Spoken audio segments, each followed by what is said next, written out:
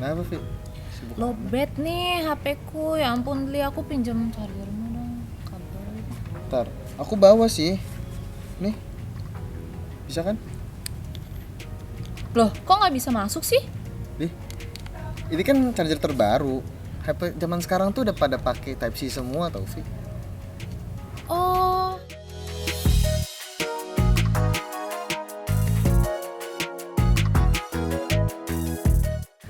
Halo guys, balik lagi di channel MMUGM on Marketing bersama saya Fadli. dan saya Vio.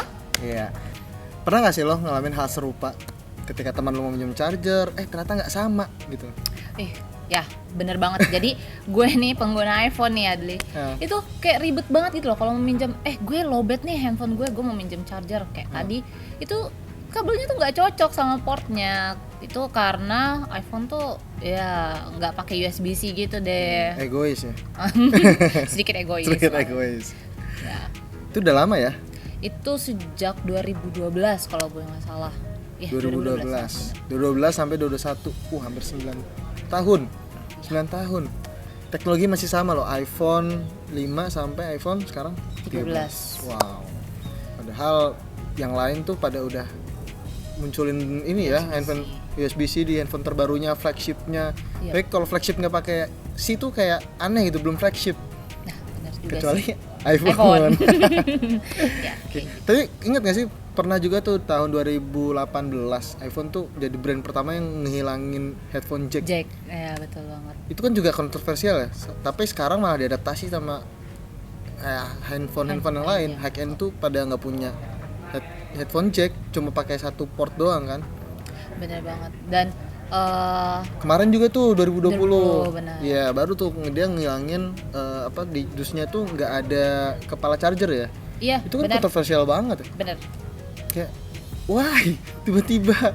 Dan yang gue penasaran banget tuh hal-hal kontroversial itu tuh ngaruhnya tuh gimana gitu ke pengguna gitu sih.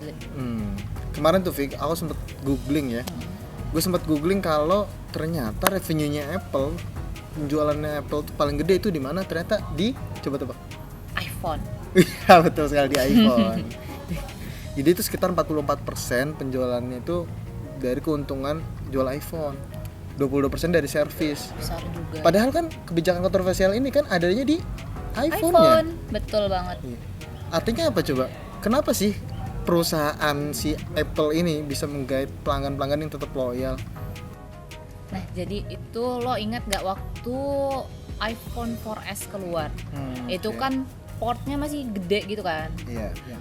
Ya, yang lebar Gede, banget lebar. itu, dan itu kayak makan tempat gitu lah. Nah, terus akhirnya pada tahun 2010 Apple itu kalau nggak salah ngebantu Microsoft, Samsung sama Intel buat ngembangin USB-C.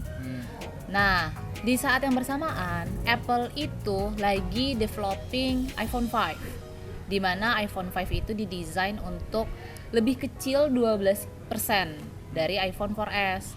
Nah, ya udah akhirnya mereka ngedesain lah port yang kecil. Mereka itu pengen pakai USB-C. Oke. Nah, Tapi tapi sayangnya USB-C itu baru bisa ready nih maksud gue tahun 2014. Sedangkan iPhone 5 itu mau dirilis tahun 2012. Maka dari itu Apple ini akhirnya menciptakan port baru yang disebut Lightning port buat chargingnya. Kayak gitu. tapi agak ini ya, kontroversial tapi beda sendiri gitu ya. Iya sih, benar banget itu kontroversial. Tapi memang mengecewakan loh untuk beberapa pengguna iPhone 4S itu kayak kenapa diganti gitu, mengecewakan lah. Tapi kontroversial itu ternyata bisa dikomunikasikan sama pihak Apple itu dengan baik. Jadi mereka itu bisa meyakinkan para penggunanya bahwa it's okay, dan akhirnya penggunanya juga bisa menerima dengan lapang dada, dan ya udah sampai sekarang buktinya masih terus berkembang. Karena tadi nggak sih, dia tuh kan dia pengen bikinnya yang lebih kecil. Jadi nggak mau pakai yang lama. Iya. Oh iya benar-benar. Gitu. Make sense sih. Benar. Ya jadinya sampai sekarang, bahkan teknologinya dari tahun 2012 ya sampai 2021 ini masih sama, tapi orang-orang ya, apalagi ada sebutannya Apple fanboy ya, Apple fan ya. Itu ya ini banget ya, loyal. Aku kemarin tuh suka dengar tuh kayak, wah ini iPhone yang baru keluar, dia beli baru lagi update apa inovasinya, meskipun yang kecil sedikit inovasi tapi tetap kalau nggak baru tuh nggak asik gitu, jadi tetap pengen yang terbaru. Betul banget, itu benar. Ya iya, gimana ya, kok bisa ya Apple tuh bisa membangun loyalitas dari penggunanya? Jadi kalau dari gue nih, pengguna bener-bener usernya Apple nih, awalnya tuh gue pakai di iPhone kan. Nah dari awal mula gue pakai iPhone itu benar-benar merasakan kemudahan yang besar banget lah. Rasanya tuh kayak produktivitas gue tuh udah meningkat.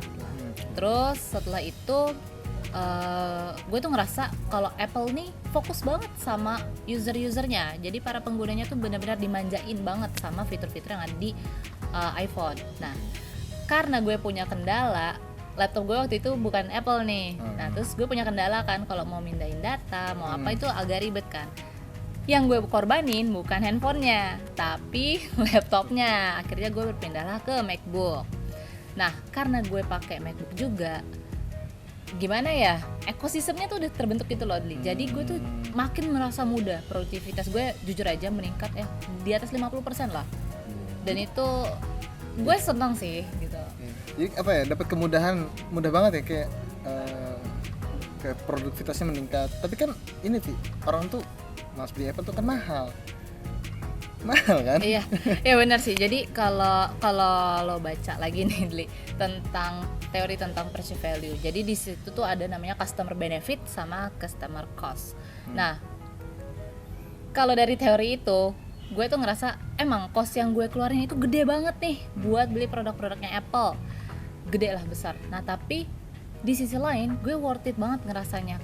Kenapa? Karena benefit yang gue dapatkan itu juga besar. Salah satunya itu tadi produktivitas gue meningkat. Ya lo tahu kalau produktivitas meningkat, cuan meningkat. Dan itu sangat ngebantu gue saat gue bekerja kayak gitu. Terus juga menurut gue itu karena ini sih, jadi antara handphone, oh ya gue kasih tau dulu nih disclaimer, jadi gue bahkan udah ngebeli iPad sekarang. Jadi gue tuh semakin mudah, bener banget, semakin mudah. Dan antara iPhone, iPad sama laptop gue ini MacBook, itu tuh semuanya terkoneksi. Jadi gue mau misalnya gue mau copy text nih di iPad, terus gue paste-nya di handphone, di iPhone gue, itu bisa banget Li. Dan banyak banget kayak kemudahan-kemudahan lainnya yang bisa lo dapatkan di ekosistemnya si Apple ini, kayak gitu. Nggak usah pindah WA dulu ya kan, dari laptop dari WA ke HP. Oh, nggak usah kayak gitu lah. Langsung copy paste ya, cepet ya. Langsung aja. Udah gitu juga ada yang namanya AirDrop.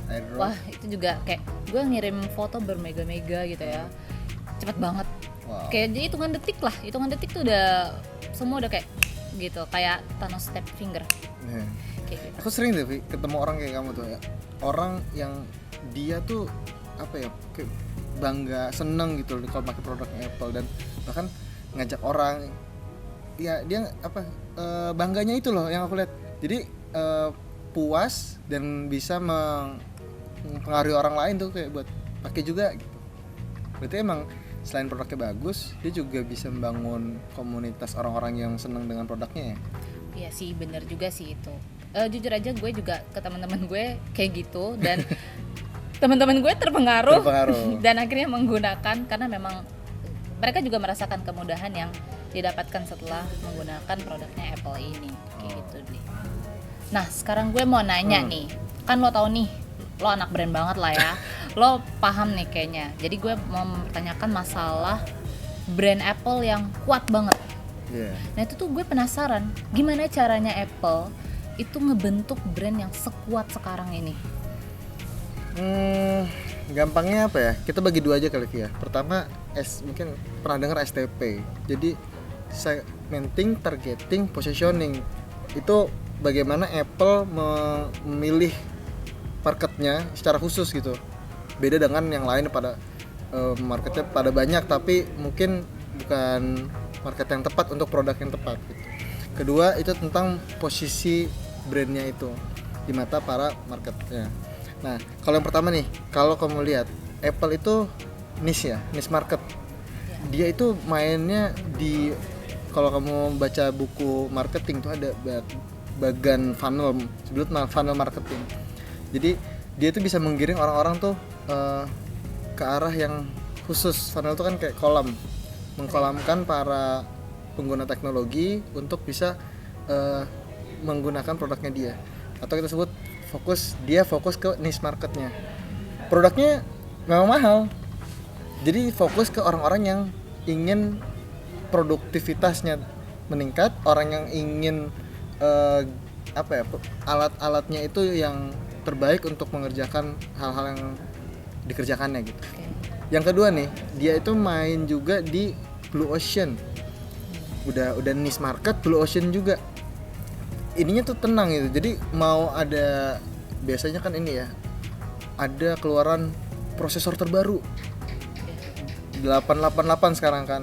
Ada lagi yang terbaru, prosesor Gen 8. Jadi dia nggak terpengaruh itu karena blue ocean banget gitu.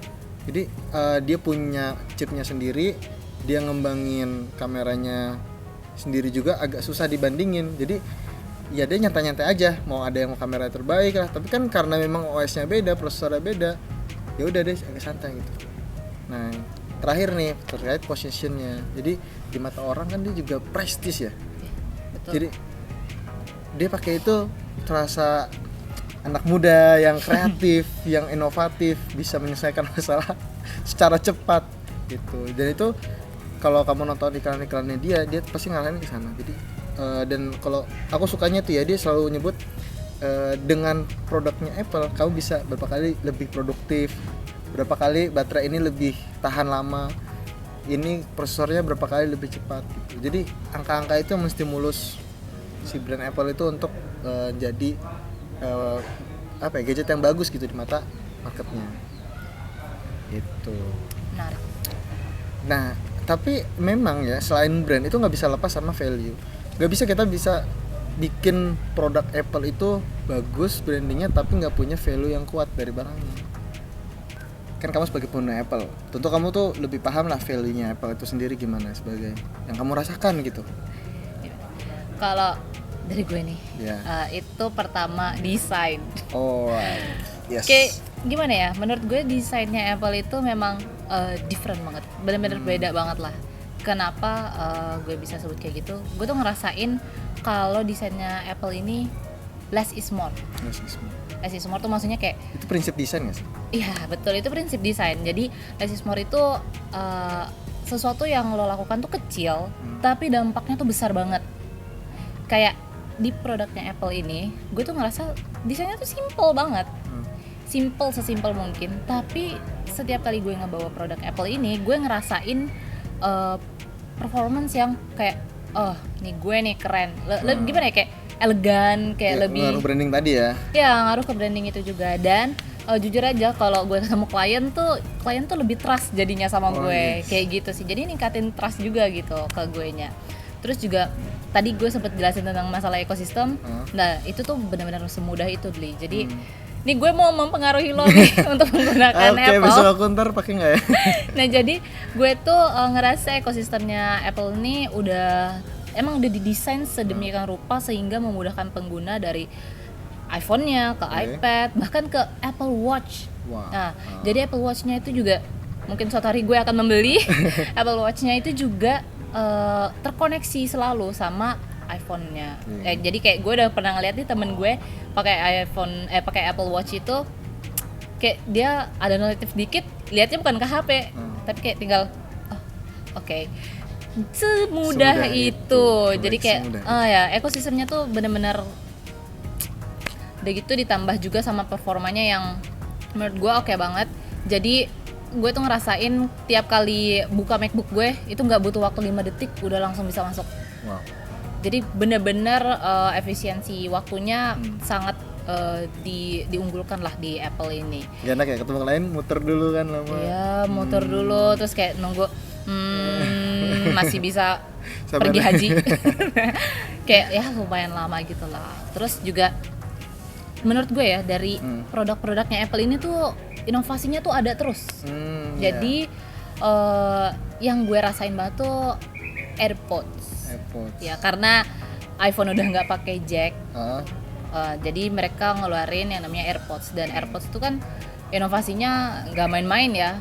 Bahkan sekarang juga diikutin sama merek-merek lainnya, bahkan merek yang bukan berurusan sama handphone. Iya, udah banyak kan sekarang kayak gitu-gitu, dan itu tuh jadi ngebuat iPhone ngerasa seakan-akan mereka tuh 2 langkah lebih maju dibandingkan produk-produk dibandingkan merek-merek lainnya, dan itu menurut gue salah satu setting produk strategi yang oke banget deh dari Apple-nya sendiri kayak gitu. Apalagi aku nih kan bukan pengguna Apple, tapi rasanya tuh pengen pakai Apple. Jadi aku tuh ngerasa tuh dari sekian banyaknya produk aku sampai bingung apa dulu ya mau mulai masuk. Nah pas aku rasa handphonenya itu tuh jadi kayak pintu masuk untuk masuk ke Apple ecosystem, karena dia harganya tuh ada yang di murah-murahin, dipotong secondnya bisa murah, jadi sekali masuk tuh kayak nanti kamu dibuat nyaman dengan produk Apple-nya, produk iPhone-nya, terus jadi kayak pengen iPad-nya, pengen MacBook-nya. Itu sih menurutku kayak pengembangan strategi pricing-nya si Apple ya. Jadi Apple-nya dulu aku pernah dengar juga kutipan kalau Apple tuh nggak pengen jual handphone, dia pengen jualnya iPad kalau nggak salah. Jadi yang gini bukan sih, yang iPad is your next computer.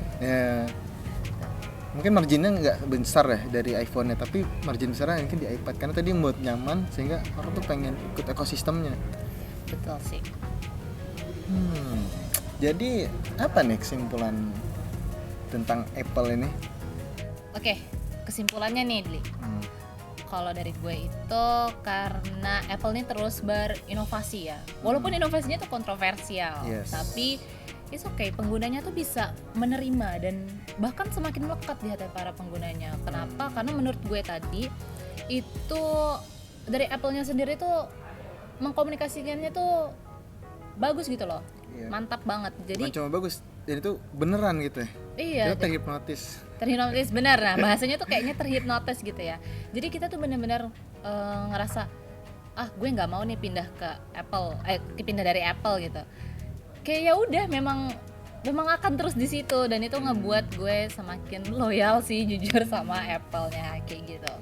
Kalau aku lihat juga nih ya, jadi dari pelajaran dari si Apple ini, dia tuh bisa membangun brand dan membuat value yang bagus sehingga si customernya, usernya Apple ini dia bisa jadi loyal dan dia bisa guide new customer juga.